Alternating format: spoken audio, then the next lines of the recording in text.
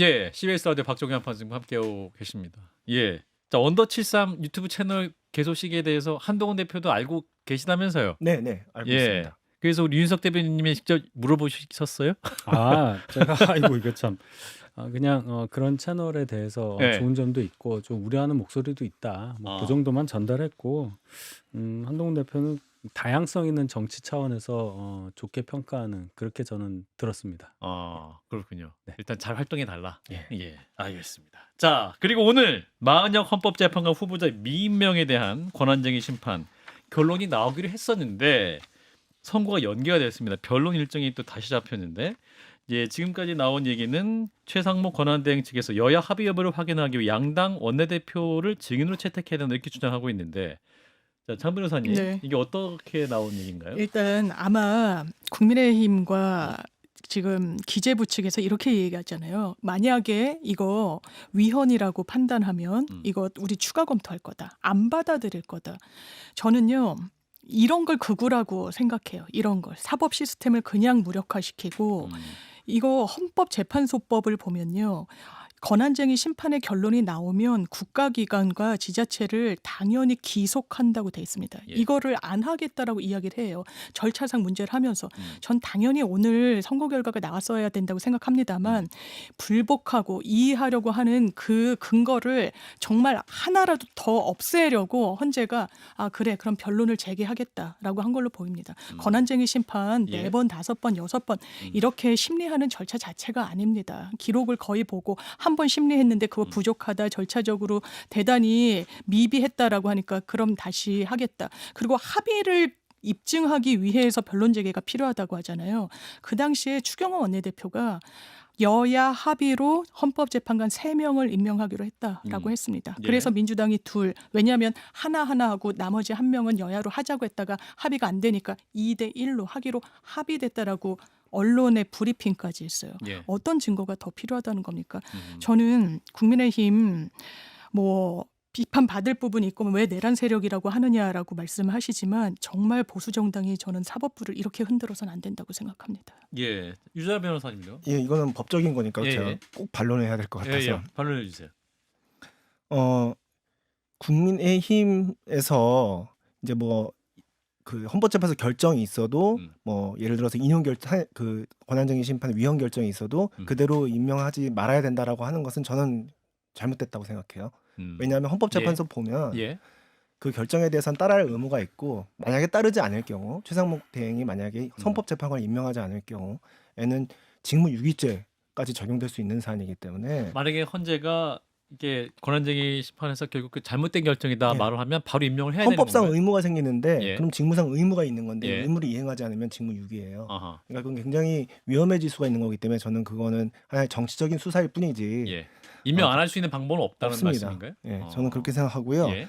다만 이번에 지금 이루어지고 있는 그 권한쟁의 심판에 관한 여러 가지 절차적인 소란 예. 이거는 100% 헌법재판소 실책이에요.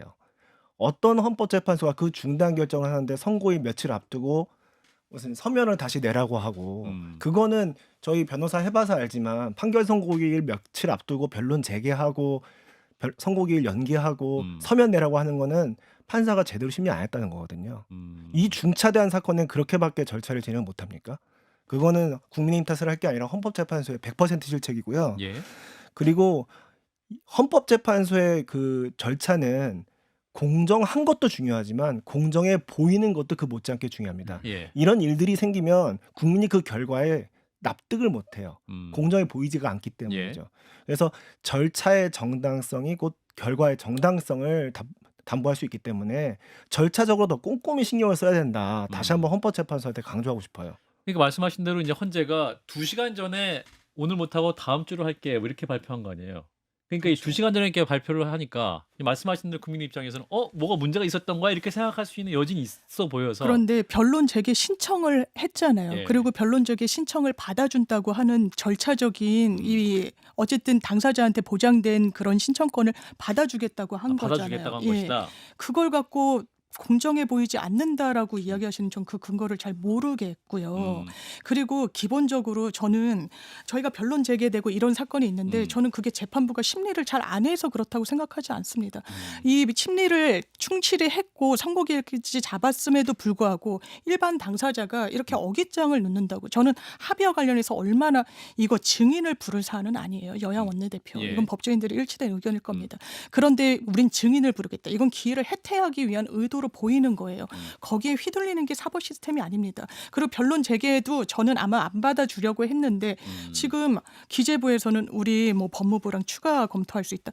류 변호사님 말씀 주신 대로 이거는 불복할 수가 없어요. 그런데 저는 권성동 원내대표까지 나서서 불복한다고 하잖아요. 그럼 실제로는 강제할 수 있는 방법이 없어요. 직무유기죄로 고소해도요. 그건 하세월인 겁니다.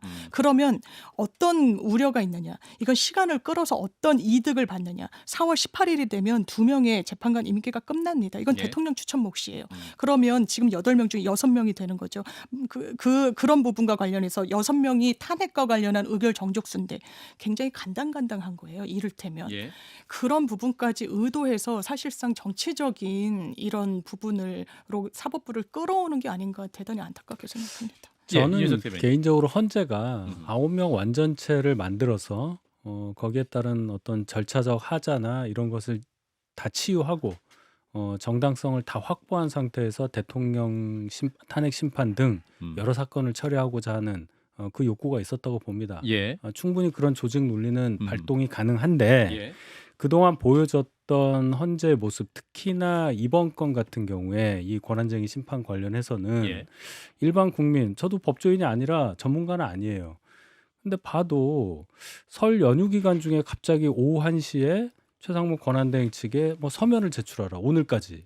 그러면 아무리 길게 잡아도 6시까지니까 5시간 시간 주고서는 통보를 했다. 그것도 연휴, 설날 연휴 기간에. 예. 이런 건 도대체 뭔가? 다른 것도 아니고 헌재가 이 권한쟁의 심판하는 데 있어서 판단하는 데 있어서 이렇게밖에는 허술하게 못하나.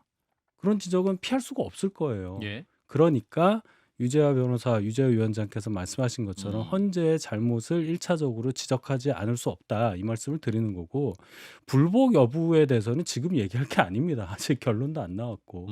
예, 그거는 그 다음에 할 얘기인데 어쨌든 헌재의 지금 운용이 대단히 적절하지 않다. 미숙해 보이기까지 한다. 이런 말씀을 꼭 드리고 싶습니다. 예. 반론하실까요? 저는 사실은 민주주의를 떠받치는 두 개의 축이 음. 선거와 법치라고 생각하는데요.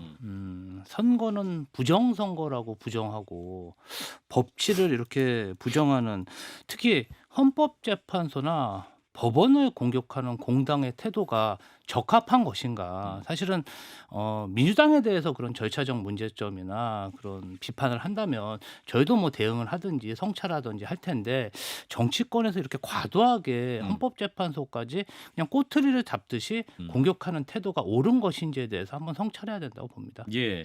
또 하나 우리법 연구회 출신이 너무 많다. 그래서 헌법재판소가 아니라 우리법재판소다 이런 비판을 하고 있는데 사실은 권성동 원내대표가 과거에는 또 이 우리법 연구회 출신 재판관 재판 제대로 합디다라고 또 본인 재판관에서 무죄 나온 다음에 그렇게 말씀하셨다가 이번에 또 우리법 연구회 출신 너무 많다라고 또 비판하시잖아요. 그러니까 이제 정치인이 많은 발언을 하다 보면 시점에 따라서 이렇게 비교를 해봤을 때 전혀 안 맞는 예. 뭐 그런 사례가 많잖아요. 뭐 예. 조적조 이런 얘기도 있고. 일단 권성동 원내대표 개인에 대한 문제는 좀 빼고 제가 말씀을 예. 드리면 그 우리법연구회가 도대체 뭐가 문제냐 이렇게 이제 말씀하시는 분들이 많이 있어요.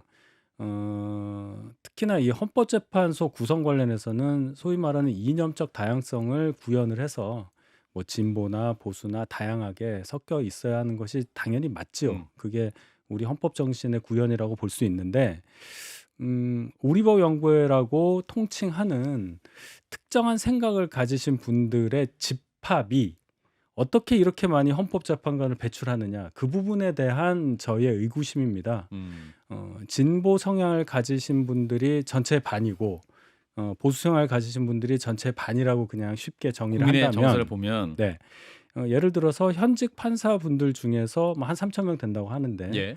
그 우리법 연구에 뭐 인권법 연구에 이런 성향의 분들이 그럼 몇 명이냐 이런 것도 저희가 좀 볼 필요가 있잖아요. 한 3~4% 정도 된다고 들었습니다. 아하. 그렇기 때문에 그 정도를 차지하는 판사들의 그 구성에서 어떻게 이렇게 많이 8분의 3 아니면 9분의 4 이렇게 40%를 헌재를 점유하는 게 맞나? 이 지점에서 저희가 정치적인 공세도 하고 문제점에 대해서 말씀을 드리는 거죠. 장모 여사님 반론 짧게. 일단 보수적인 판사 공부 모임이 있죠. 민사판례 연구회. 전 만약에 민주당에서 왜 민사판례 연구회 출신 법관들을 임명하느냐, 비율이 맞지 않는다라고 이야기하면 동의하지 않을 겁니다. 일단 개개인이 축적해온 경험치와 법원에서 쌓은 이력이란 게 있고요. 예. 저는 정말 정치권에서 경계해야 되는 건 사법부를 공격하는 거고 불복하는 거고, 나아가서 사법부의 이 구성원인 판사들 개인에 대해서 흠집내는 것 대단히 경계해야 된다고 생각합니다. 예. 너는 이런 출신이니까 제대로 된 판결을 하지 못할 거다. 거기에 동의가 되지 않는다는 거예요. 그런 부분과 관련해서 짚어주셨듯이 권성동 의원 뭐라고 얘기하셨습니까? 야, 우리법 연구회 판결 잘하더라. 이렇게 이야기하셨어요. 이렇게 특정 공부 모임 소속이라고 그렇게 폄훼할 게 아니더라라고 이야기하고, 그때는 이렇고 그럼 지금은 다르다는 겁니까? 이거는 대단히 부적절하고 보수 정당이라면 정말 더 극히 경계해야 되는 부분을 보여주고 있어서 안타깝게 생각합니다. 네, 여기까지 얘기하고요. 자, 민주당 얘기로 넘어가 보겠습니다. 자, 이재명 더불어민주당 대표 최근 우클릭 행보를 이어가고 있습니다. 특히 반도체 특별법을 둘러싸고 재계와 노동계가 맞서는 건 토론회를 주재하기로 했습니다.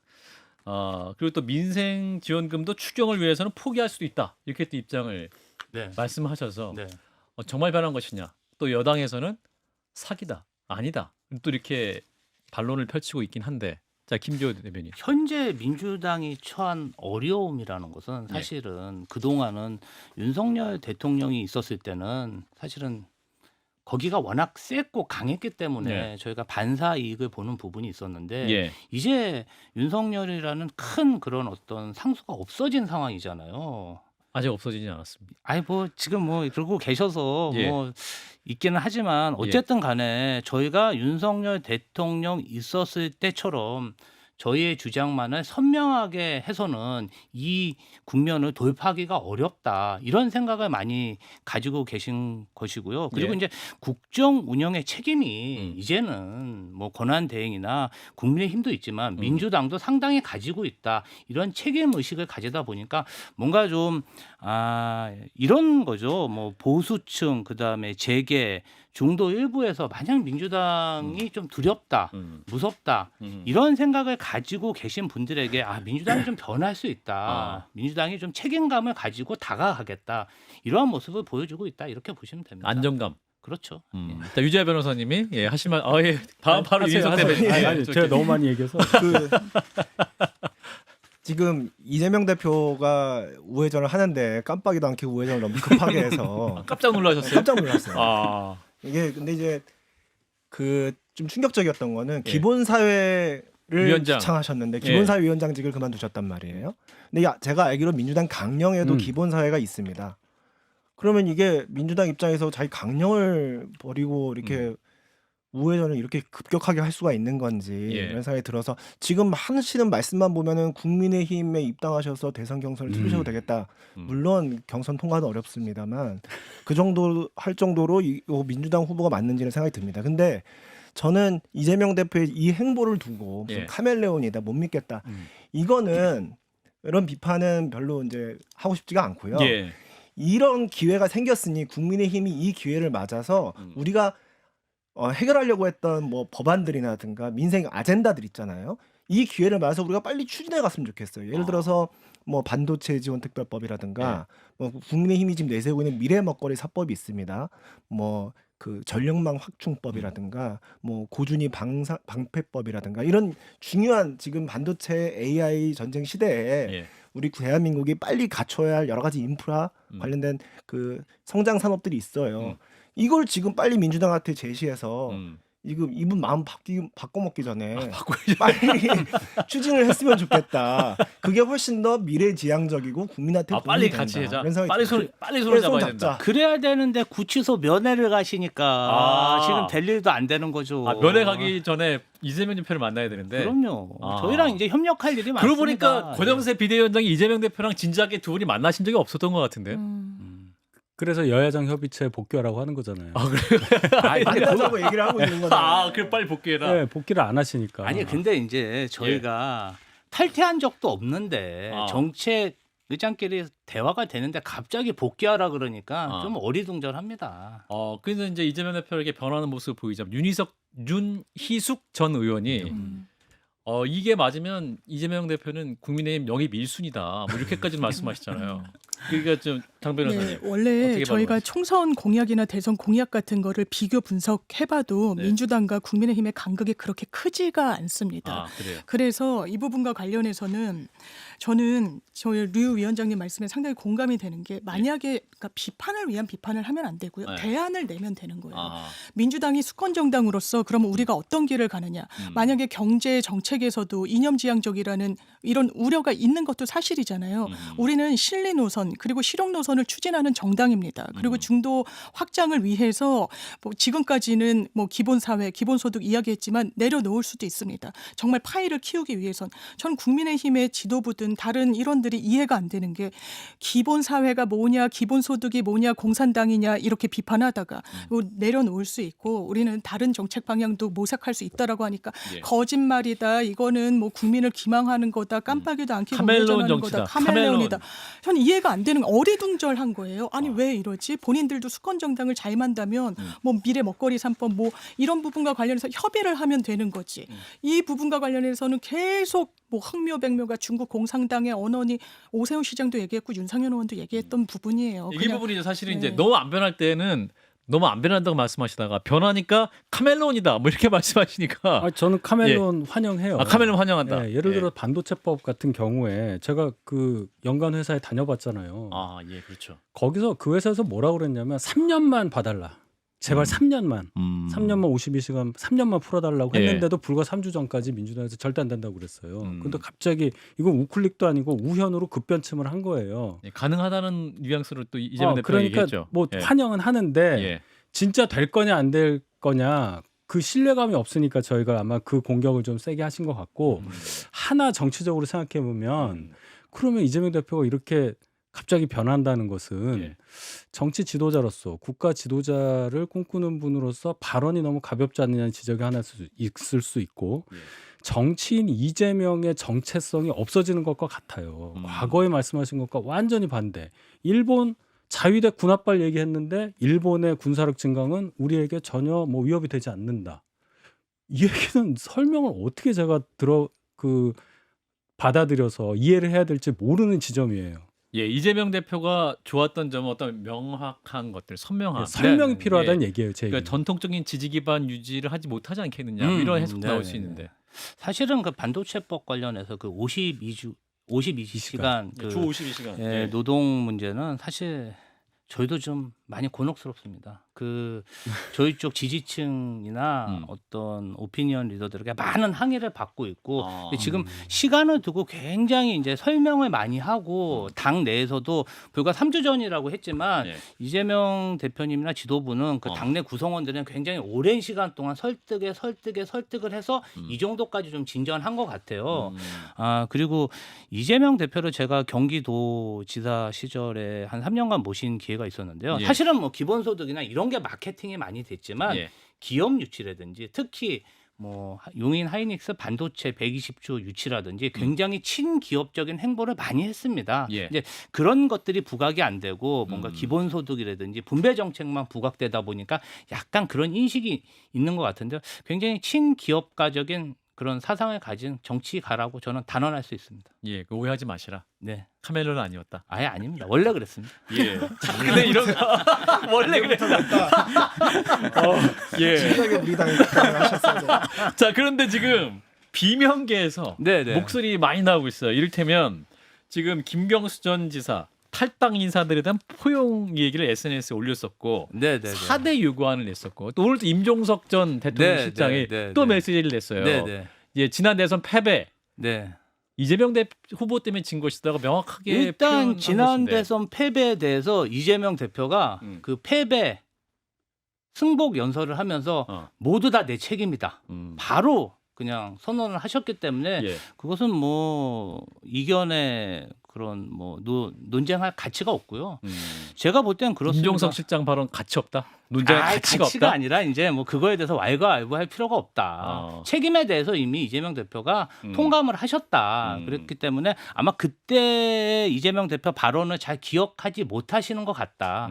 저는 그렇게 생각하고요. 일단은 이재명 대표의 사과를 기억하라. 그리고 이제 이런 것들에 대해서 사실은 그렇습니다. 일단 윤석열 대통령 관련해서 너무 많은 이슈가 이렇게 여권 쪽에 몰려가다 보니까 네. 우리 쪽 인사들이 이렇게 활발하게 발언을 해주셔서 예. 뭔가 좀 활기가 있다. 민주당이 예, 뭔가 주목을 받고 있다. 이러한 뭐 긍정적인 평가를 하시는 분들이 있는데 그 어떤 지도부보다는 지지층에서는 조금 뜬금없다. 왜 지금 아직 탄핵도 결정이 안 났는데 왜 이런 발언을 하냐. 그리고 뭔가 좀 인위적으로 배구 세트 플레이 하는 것처럼 시간차 공격을 하는데 네. 왜 우리 당의 제일 에이스 세터 뒷머리만 배구공으로 때리냐. 이런 불만들이 좀 있더라고요. 배구 경기 하고 있는데 네, 아니 왜 상대방 국민의힘을 그냥 강 스파이크를 매겨야지. 스파이크를 해서 우리 편 에이스의 뒷머리에 공을 향하게 하고 있다. 예, 그러니까 그런 부분에 당혹감을 표현하는 분들이 많았습니다. 예. 제가 볼 때는 이거 관련해서는 조금 그 지금 이런 주장을 하시는 분들의 시간과 당원들의 그런 시간이 좀 다른 것 같아요. 자 우리 윤희석 대변인. 그러니까 평소에 시간차 백어택 연습을 했었어야죠. 그러니까 손발이 안 맞으니까. 예. 어쨌든 민주당 내부 상황이 그냥 보기보다는 좀 많이 복잡한 듯 보이고 이거 한마디로 이재명 대표가 정리하실 수 있는 기회도 있었고 앞으로도 기회가 남아있다고 보는 게 예. 김경수 지사가 당을 치욕스럽게 떠난 사람들에 대해서 사과해라. 거기에 대해서 이재명 대표가 제대로 답을 안 하셨단 말이에요. 저는 사실 조금 걱정했어. 이분이 전향적인 얘기하면 어떡하나. 확 끌어왔는지 못 예. 하나. 그 예를 들어서 양문석 의원한테 너무 심하게 당한 전해철 전 의원이라든지 공천기회 아예 주지도 않은 임종석 전 의원이라든지 4번이나 공천기회 박탈당한 박용진 전 의원이라든지 이런 분들의 성함을 일일이 거명하면서 미안했다, 거칠었다, 그런 일 없다, 하나로 가자. 그렇게 했으면 국민적인 평가가 설날 연휴 기점으로 해서 완전히 바뀌었을 거예요. 근데 그 똑같은 질문에 기자의 질문에 대해서 그 문재인 대통령 만나시고 그 나오는 길에 이재명 대표가 대변인을 찾았어요. 즉답을 안 하고 역시 안 바뀌시네 하는 생각을 가질 수밖에 없었습니다. 죄송하지만 그 부분 한번 진언을 해보세요. 예, 대변인께서 말씀해 보세요. 저희 경기도당 대변인인데요. 또 빼. 사실은 뭐 이거 관련해 가지고 그 저희는 아직 좀 상처로 남아 있는 게 그 체포동의안 그 표결 때 그때 당시에 이제 당원들이 못 있는 거예요. 뭐 그게 이재명 대표든 누구라도 우리 당의 대표를 국민의힘과 손잡고 그렇게 구속 심사를 받게 했어야 되나. 그리고 거기에 가결표를 누르신 분들이 지금 말하시는 치욕스럽다는 그분들이잖아요. 당원들은 지금도 굉장히 자괴감을 많이 느끼고 있는데 그런 부분에 대해서 사과를 하라 그러니까 심정적으로 이해가 가지가 않고 그러한 발언을 김경수 경남 전 도지사가 한 것에 대해서 굉장히 놀라하시는 분들이 많아요. 저분이 저런 생각을 하셨다니 몰랐다, 놀랍다 이런 분들이 많습니다. 이재명 예, 대표가 40초? 바뀔 이유가 없죠. 왜냐하면 지금 어차피 이제 확장성 한계 때문에 비명 주자들의 얘기가 나오지만 예. 찻잔 속의 태풍이에요. 왜냐하면 워낙 당원 구조 자체가 탄탄해 있고 비명 주자들이 뭐 국회의원이거나 지자체장도 아니고 근데 친명 횡재 비명 행사하지 않았습니까? 그래서 이미 다 싹을 밟아놨고 그리고 지금 대선 주자 지지도 이렇게 봐도 다른 후보들, 다른 주자들이 이렇게 두각을 나타내지 못하고 있습니다. 그래서 지금 잠깐 이럴 뿐이지 곧 예. 이재명 대표 치하로 다 정리가 되지 않을까 싶고요. 그렇기 때문에 바뀔 이유가 전혀 없습니다. 예, 그렇군요. 일단 오늘 말씀은 여기까지 듣도록 하겠습니다. 명절 후에 네 분 고생 많으셨습니다. 고맙습니다. 감사합니다. 감사합니다.